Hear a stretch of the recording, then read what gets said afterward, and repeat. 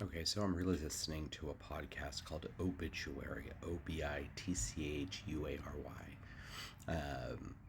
It's hosted by Spencer Henry and Madison Reyes, or Mr. Eyes. Uh, if you know, you know. But anyway, I'm re listening to one about necronyms. And a necronym is a name that is given to someone in honor of someone who's passed. So I had to share a story real quick about that. Back when my daughter was pregnant, so she got married in 2022. They found out on Halloween 2022 that they were pregnant, and my wife's grandma passed away on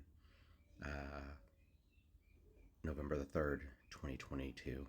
So it was all right there in the same time period.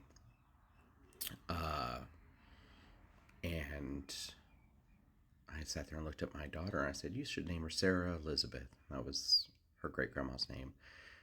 And her and her husband looked at each other and they were like, "I like that." So I now have a granddaughter named Sarah Elizabeth. The strange thing is, we've always felt that when someone passes, the person who passes for a reason. When my first grandson was being born, Jason, he was born right shortly, or he was his pregnancy was discovered shortly before my wife's first grandmother who passed away. When he was born, his weight was the date that she passed away. So we knew she had passed so that he could come into this world. Earlier the year that early in 2022, my daughter found out she was pregnant. And when she found out she was pregnant, she ended up miscarrying. And so Sarah was kind of our rainbow baby. And when Granny passed away, we figured it was so Sarah could come into this world. The funny thing was, Granny came to live with us after she passed away. Her urn. I've done another video where her urn is sitting in my hallway right now. We've talked with her, but it was my youngest daughter's 16th birthday, and my youngest daughter was amazing, or is amazing. Is amazing, and her granny were thick as thieves. I mean, they were inseparable when she was little.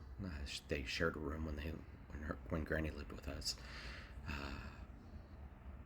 She was Granny's baby girl.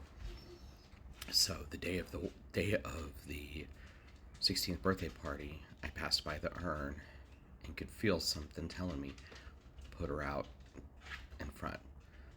Well, I passed by again. I just felt like it was getting louder. I said, "Okay, Granny, I'll move you out there when people don't think I'm crazy." So I ended up putting her on some shelves in the living room, and she was out there. As soon as I put her on the shelves, the butterflies showed up, and it was just kind of, oh, that's cool. We got butterflies out there. Well, one red and black one landed on my daughter, whose birthday it was, kind of saying, "Hey, how you doing?" Then my daughter, it landed on her finger, and my younger daughter, the 16-year-old, went over to my older daughter and put it near her belly, and the butterfly flew and landed on my daughter's belly. And that's when we knew Granny was there with us for her birthday, and she was consenting to the baby being born, Sarah Elizabeth. Now Sarah is 9 months old. The